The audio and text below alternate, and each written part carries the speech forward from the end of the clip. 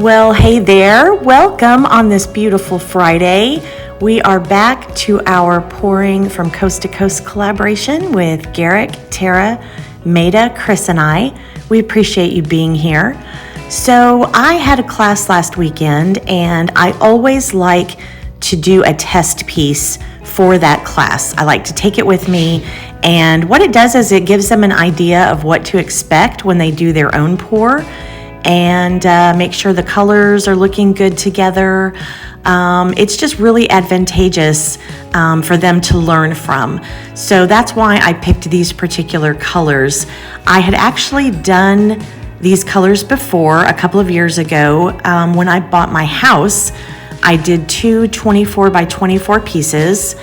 This is one of them right here, and they're actually hanging in my bathroom. And I love this color combination. That little bit of bronze just really sets off the colors, and that is what we're doing today. These are this is an open cup pour. Those two pieces were open cup pours as well, and I'm actually going to be doing open cups at the Fluid Art Experience, so I thought I would get my practice in.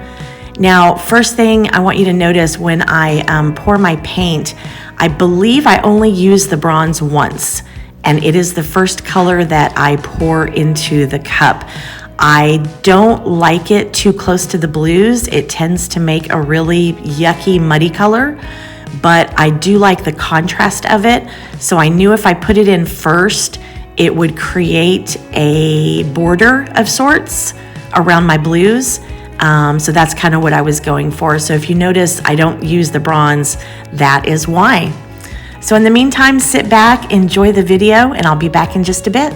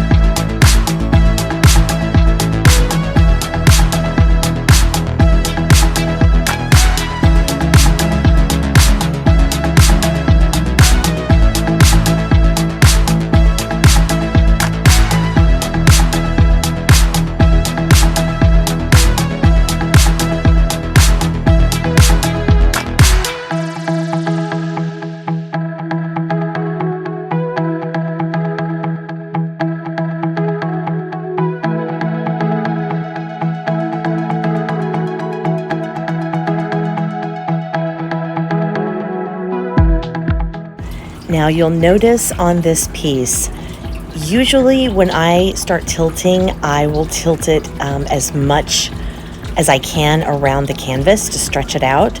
But since I'm using a longer rectangular canvas, I'm not going to do that. I'm going to stretch it out just a tad on the end, and then I'm going to use the space of the rest of the canvas to allow it to stretch out, and you'll see just how big those cells really get.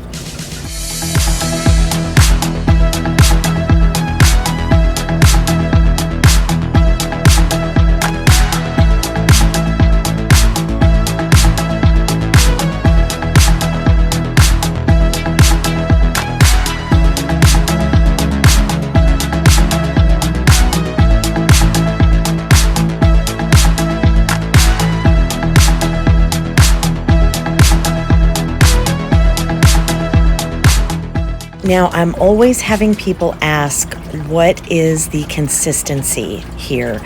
And without you being there to see it, all I can say is it's a lot thicker than you think it is. And the reason for that is, if you're familiar with blooms, you know how thick the consistency is on the bloom technique. And the reason for that is so that when you do spin it out or tilt it out, those cells grow exponentially. And it's basically the same concept here. This is not nearly as thick as a bloom, but the consistency is pretty thick.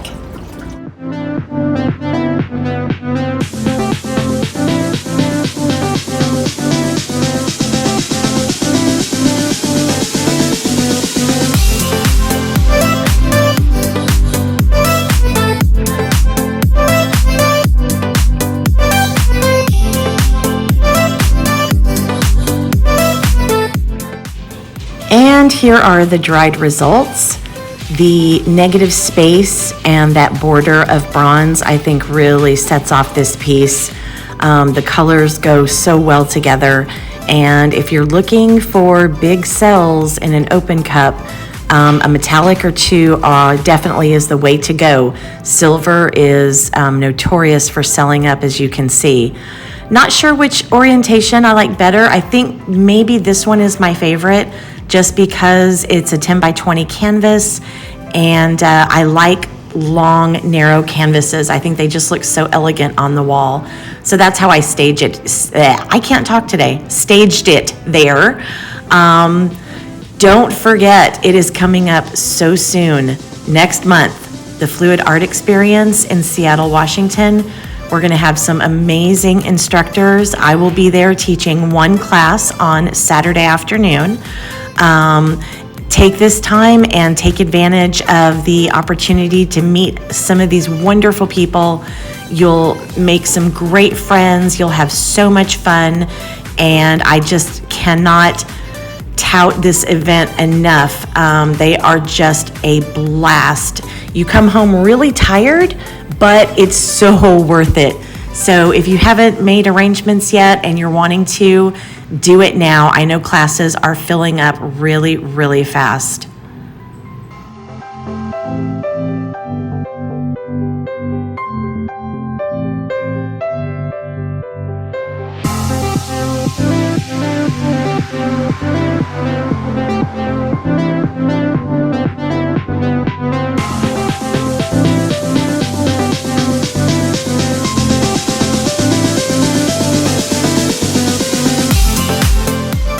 Ooh, don't go anywhere. My sweet friend Chris Jezik is coming up next.